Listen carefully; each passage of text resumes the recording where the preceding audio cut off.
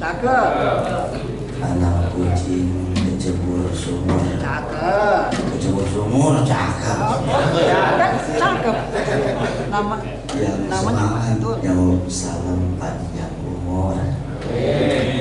Beli kue talam di Cipanas. Kejauhan.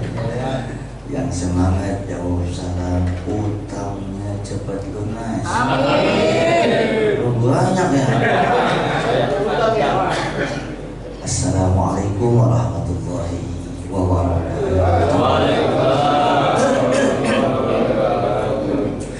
Bismillah, alhamdulillah, wassalatu wassalamu ala asyrafil khalqillah wa ala alihi wa sahbihi wa man tabi'ahu wa wala amma ba'du.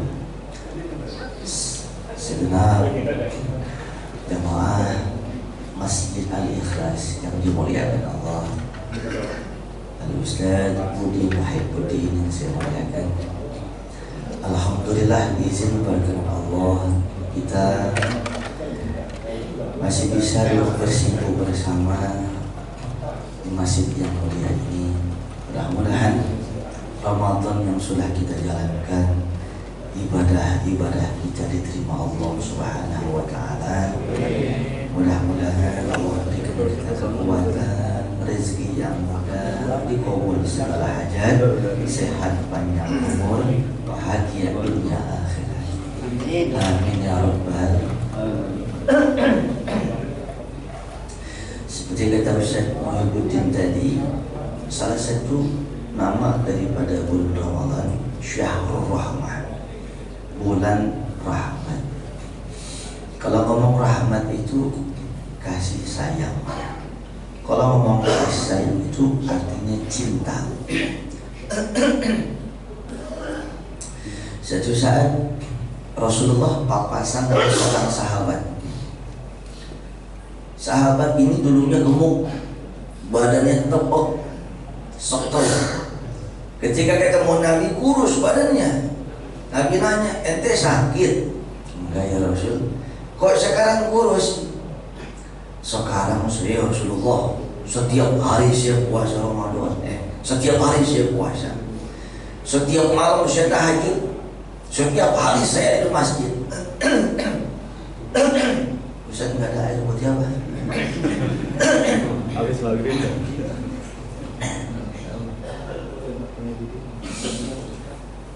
Setiap hari saya di masjid.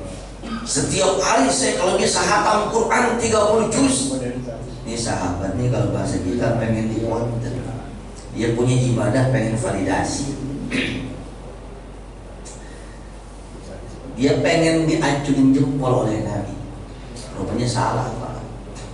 Apa kata Rasulullah? Aku ini seorang Nabi. Aku ini seorang Rasulullah. Ada kalanya saya berpuasa, ada kalanya enggak. Ada kalanya saya tahajud, tapi awali dengan istirahat. Ada kalanya saya itikaf di masjid, ada kalanya kita berjuang, kita ada keluarga, kita ada anak, kita ada waktu untuk cucu dan sebagainya. Enggak kayak sekarang. Kira-kira gitu. Sehingga Rasulullah bersabda dalam hadis sahih, Riyadhus Shalihin. Imam Nawawi menukil hadis ini sudah. Apa kata Rasulullah? La yadkhulanna ahadukum al-jannah bi'amalihi illa an yataghammadahu Allah birahmatihi. Sesungguhnya seorang di antara kalian tidak akan pernah masuk surga dengan amal ibadah. Kalau bahasa kita nih, sekalipun jidat kita total 17 itemnya, sampai itu hambal masjid cuak, yang buat gosok batu cincin. Sekalipun pakai sorban penyengser di aspal, sekalipun setiap bulan dia umroh, setiap tahun dia pergi haji, saudara, itu bibir pecah manggis, baca wirid apa aja saudara, apakah masuk surga? Belum, kecuali dia masuk surga dengan rahmat Allah. Saudara, lagi dijelasin begini, sahabatnya letuk lagi, wala anta ya Rasulullah, apakah termasuk anda ya Rasulullah? Anda tidak akan pernah masuk surga kecuali dengan rahmat Allah. Apa kata Nabi? Wala ana, akan pernah masuk surga kecuali dengan rahmat Allah. Dari hadis ini kita bisa ambil kesimpulan sudah. Innamal a'malu bil khawatim. Sesungguhnya setiap amalan ibadah manusia itu dipontennya akhirnya, bukan sekarang. Akhirnya bagaimana? Apakah diterima oleh Allah atau tidak? Yang berat itu berarti kita dapat rahmat Allah atau tidak. Jamaah yang saya muliakan, rupanya konsep rahmat ini, sekalipun ada orang namanya rahmat, belum tentu dapat rahmat. Tetangga saya namanya Rahmat, mancing mulu dia bang, makanya bibirnya kayak mujair. Assalamualaikum. Ada tukang mancing gak sih? Hah? Coba gue lihat dulu kan. Oh, ada 13. Kenapa? Itu bobojoran aja teman. Kalau ngomong mancing bang, saya juga mancing, nggak masalah. Saya mancing di Cinangka, yang saya pancing lele, bukan konde. Kalau udah mancing, bablas sholat, mancing nggak kerja, mancing meninggalkan kewajiban Israel itu. Saudara yang saya muliakan, ini tadi sampai mana sih Pak?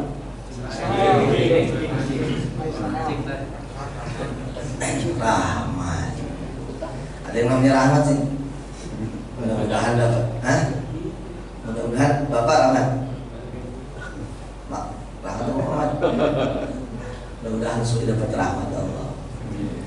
Saudara, khusus di sini saya pilihin hadis sahih semuanya. Saya S3 disiplin jurusan saya tentang ilmu hadis dan tafsir Quran. Kalau saya syuting kudu jaim. Kalau di sini kan minum air putih gak ada ya. Jadi cablak aja ngomongnya.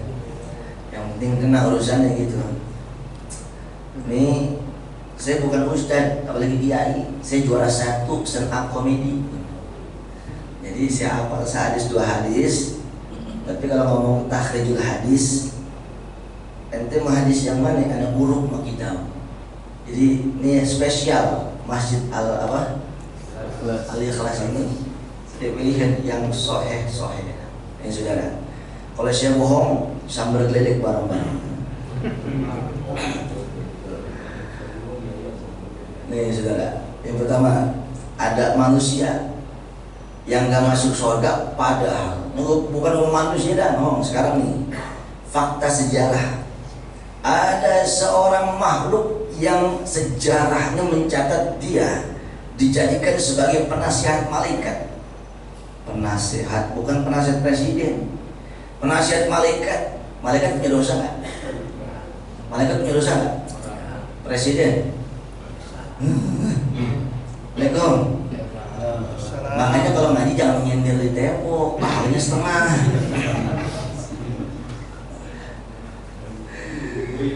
Saudara, kalau malaikat punya dosa nggak? Kalau ustad? Lu sendiri waktu? Sama. Semua punya dosa. Nobody's perfect in the world, and you have to know our time in the world is too short. Do you understand? Oh boy, tanteng aja. Saudara yang saya muliakan, ada sosok makhluk Allah yang dijadikan penasihat malaikat 2000 tahun, saudara. Bukan 2 periode, bukan. 2000 tahun penasihat malaikat. Ahli ibadah, ahli ilmu, sakti mandraguna malaikat. Nggak usah ngomong miliar malaikat. Satu malaikat Jibril, palanya di langit ke-7, saudara. Satu lapis langit pertama dengan yang kedua perjalanan manusia 500 tahun. Kalau 7 lapis berarti 3500 tahun sampai kaki kita nih di Jalan Sudirman pokoknya. Itu malaikat Jibril cuma 1. Bagaimana miliaran malaikat semuanya? Penasihatnya namanya Azazil. Siapa? Azazil ini bahasa Arab kuno yang artinya makhluk yang sangat dimuliakan Allah. Dan kalau mau cross cross check nih, habis ini cek di YouTube. Kan tampang-tampangnya pengikut Ustadz YouTube Budin semua. Bagus ya ini bagus karena ada manfaatnya ya. Tapi jangan sekedar YouTube aja, jangan. Kudu ngaji ama ada yang pembimbingnya gitu. Sebab di YouTube nggak semuanya searah sama kita gitu. Ini fakta sejarah, semua sama sudah. 2000 tahun sebagai penasihat malaikat namanya Azazil. Kalau malaikat diciptakan dari cahaya, Azazil Allah ciptakan dari api, sudah. Di mana satu saat Allah ciptakan manajer dari adim. Adim itu lapisan-lapisan tanah. Manajernya namanya Adam. Malaikat, ini manajer baru saya. Ayo tolong muliakan, hormati manajer baru saya. Semuanya menghormati manajer baru Allah Adam. Sujud semuanya. Ada satu yang gagal sujud. Siapa? Penasehat malaikat Azazil. Ayo sujud dong. Semuanya pada sujud. Mau. Kagak mau dia. Kenapa? Kok nggak mau? Ini aku ciptakan dengan tanganku sendiri. Ya Allah, Adam kau ciptakan dari tanah yang setiap hari aku injak-injak. Kau ciptakan malaikat dari cahaya, tunduk kepadaku. Kau ciptakan aku dari api, harus sujud terhadap tanah, tidak. Mengundang murka Allah. Sebab itu Azazil dirubah namanya detik itu menjadi iblis. Jadi iblis itu penasihat malaikat 2000 tahun sudah.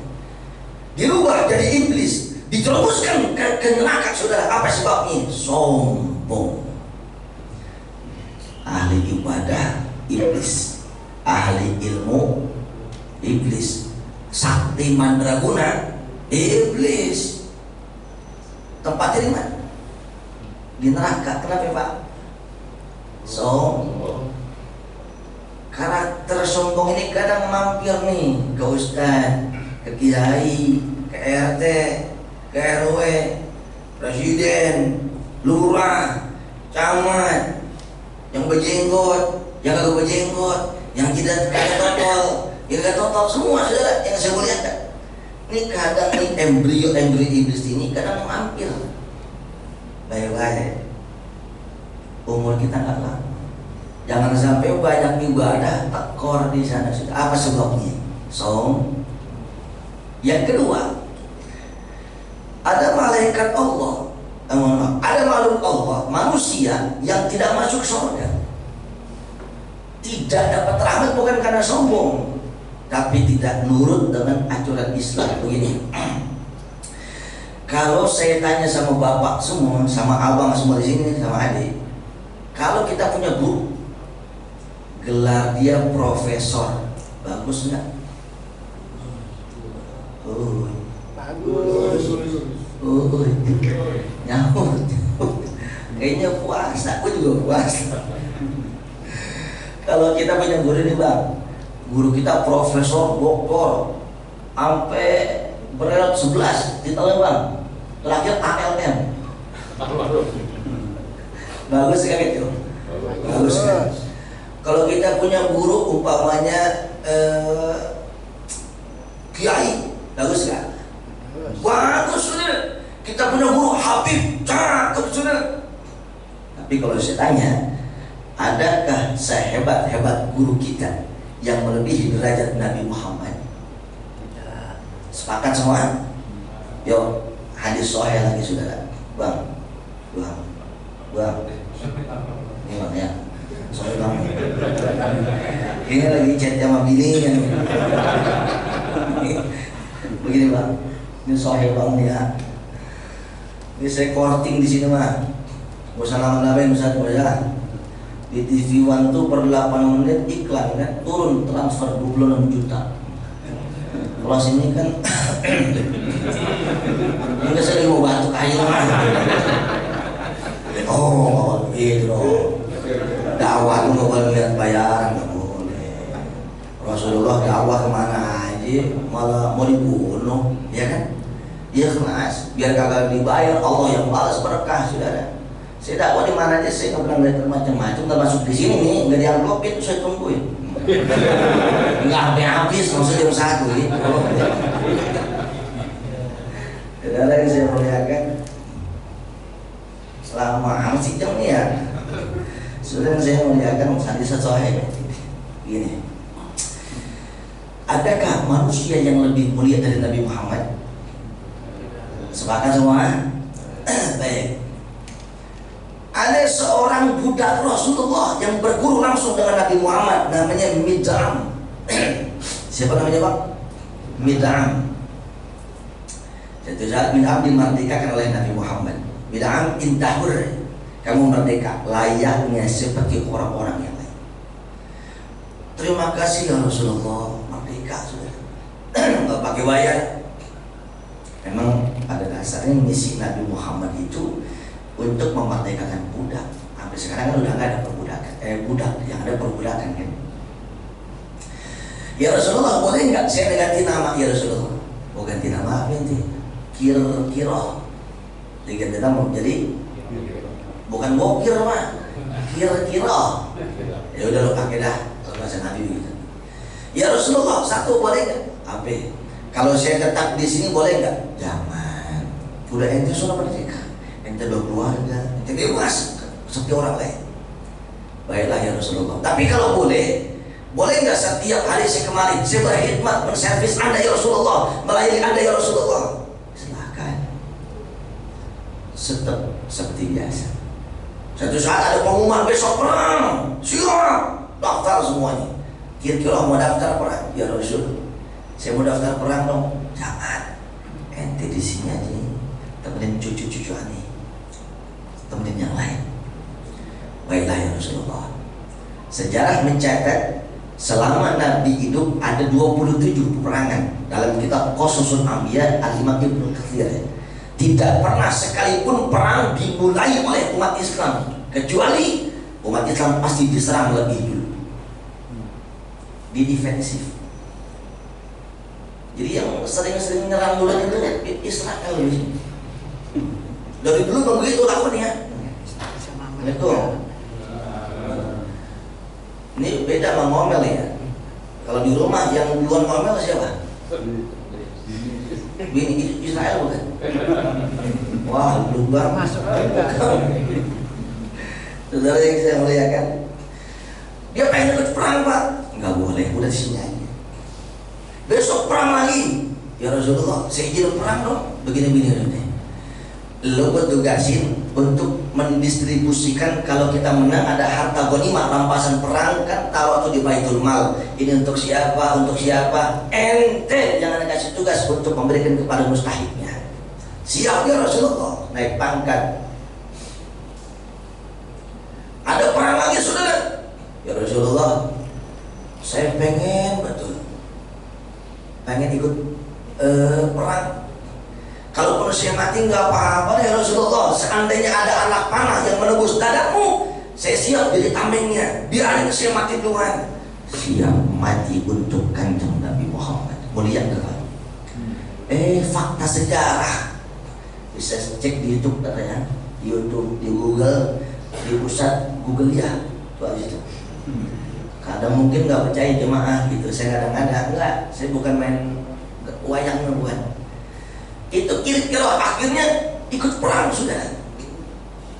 Di tengah ikut perang, benar dadanya kena anak panah, mati di medan laga.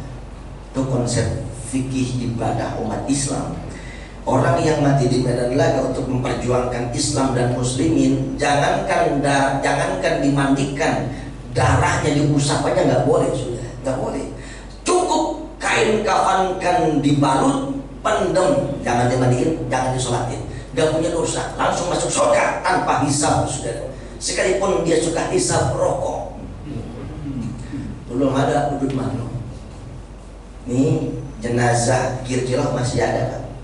Sahabat tangis, ya Allah kira-kira mati buru-buru banget, ya Allah angkat derajat kita di surga, masukkan dia ke dalam golongan syuhada.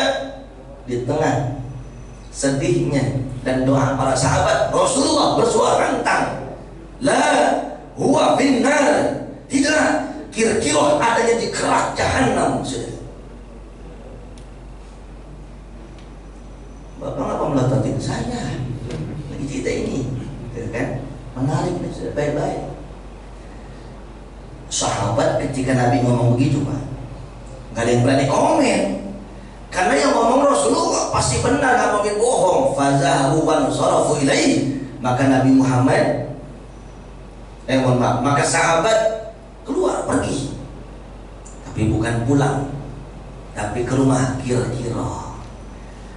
Dicari sesuatu, apa sebabnya Nabi mengatakan dia di dalam neraka? Ahli ibadah kira-kira, ngaji langsung gurunya Nabi Muhammad kira-kira, siap mati untuk Rasulullah kira-kira, di medan laga syahid kira-kira. Nabi gurunya bilang dia di neraka. Sahih hadisnya. Oh, rupanya sahabat menemukan barang bukti, saudara. Rupanya kira-kira ketika menjabat sebagai distributor harta rampasan perang untuk yang berhak, dicek, oh ada mantel bekas yang dulunya dibagikan buat si fulan, dia demen tuh mantel bekas. Di pasar Taman Puring mantel begitu paling pegoh, di pasar Pulau 250.000. Sekalipun gurunya Nabi, perbuatannya nggak sesuai dengan akhlak Nabi, di neraka, saudara, itu yang pego. Apalagi kayu gelondongan. Assalamualaikum. Ini ngomong, ini RT saya, Pak. Barang banjir, combiran mampet, saudara. Apa sebabnya? Kayu mulu. Itu kayu mulus-mulus banget lagi. Nah, sudahlah. Assalamualaikum. Oi, saya mau tanya. Kalau kita punya guru, ada yang lebih hebat dari Nabi Muhammad? Nggak ada. Biar kata kita punya guru nih, jenggotnya seaspal, saudara.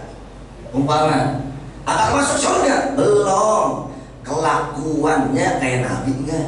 Ini kira-kira yang bimbing Nabi, yang mendidik Nabi di neraka. Apa artinya kita ngaji? Apa artinya kita sosialisasi? Kita cinta kepada Rasul, kau buat kebet Quran, kau buat kebet hadis, saudara. Di jahanam. Kenapa?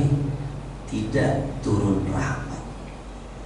Ini kalau saya ceritain, ada faktor yang sombong, ada dapat rahmat, ada yang korupsi, ada dapat rahmat, ada yang kagak peduli sama adiknya sendiri, gak turun rahmat, ada yang dia ibadah pengen validasi, gak turun rahmat. Banyak, saudara. Waktunya terbatas. Saya simpulkan begini. Lah, ini bulan Ramadan adalah bulan rahmat, ya kan, Pak? Kita pengen masuk Ramadan. Hadisnya sahih, saudara. Man shoma Ramadan imanan wa ihtisaban ghufira lahu ma taqaddama min dzambi. Siapa orang yang puasa Ramadan panggilan iman dan mengharap pahala, Allah hapuskan dosa-dosanya. Keluar Ramadan suci kembali. Begitu kan? Sahih bukan? Sahih. Tapi faktanya, saudara, apa kata Rasulullah?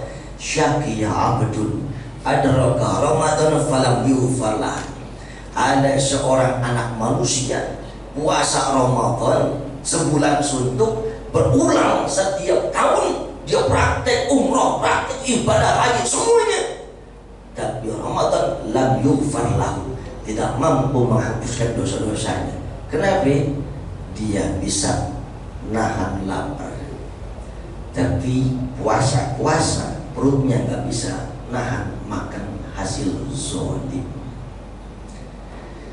Mulutnya mampu menahan haus dan lapar, tapi puasa dia belum mampu menahan mulutnya untuk menggunjing orang, untuk fitnah orang, untuk ngadu domba orang.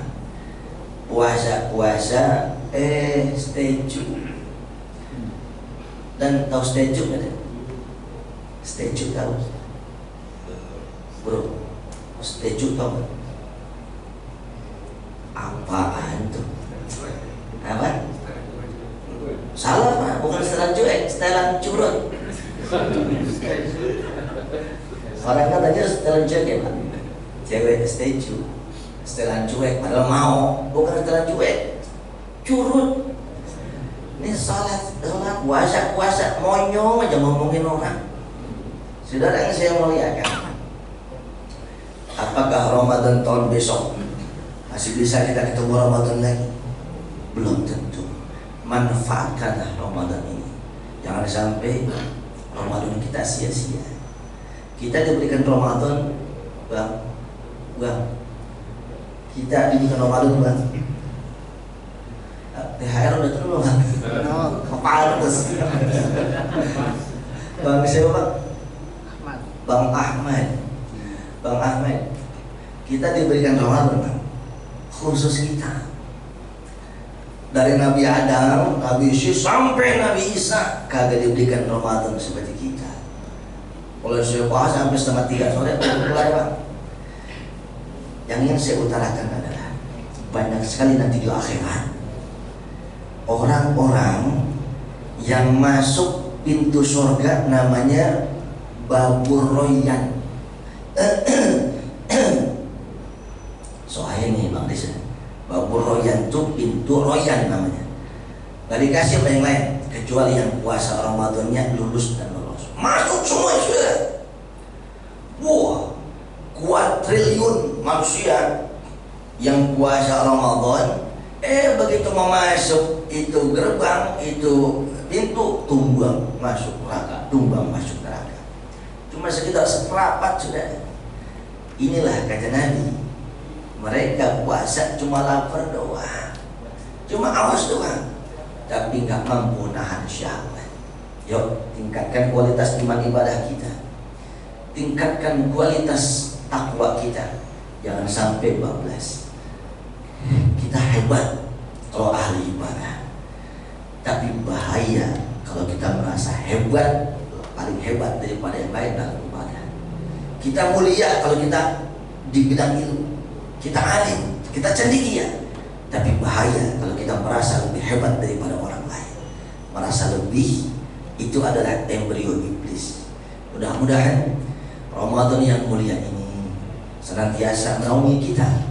Allah berikan kita hati yang ikhlas, hati yang luhur, budi pekerti yang santun, sehingga Ramadan kita menjadi Ramadan yang penuh berkah, membawa kita berkah dunia akhirat.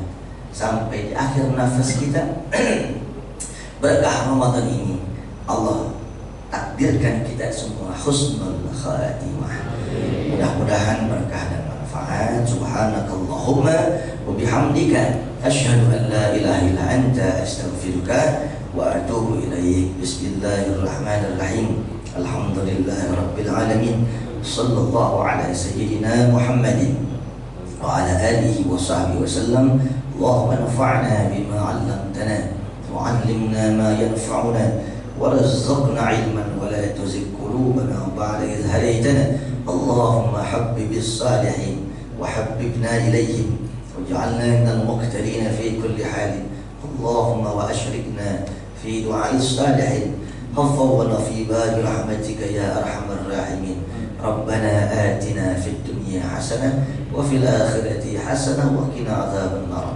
Rabbana taqabbal minna innaka antas samiul alim wa tub alaina innaka antat tawwabur rahim. Sallallahu ala sayyidina Muhammadin wa ala alihi wa sahbihi wa sallam walhamdulillahi rabbil alamin. Mohon maaf lahir dan batin. Assalamualaikum warahmatullahi wabarakatuh. Waalaikumsalam warahmatullahi wabarakatuh. Semoga menjadi inspirasi iman kita untuk bisa bertambah istiqomah dalam menjalankan segala aktivitas amalia di sepanjang Ramadan. Dan untuk besok kita berjumpa dengan Direktur DMT Bapak Nurul Muhammad dalam Qalbul Salim. Terima kasih. Assalamualaikum warahmatullahi wabarakatuh.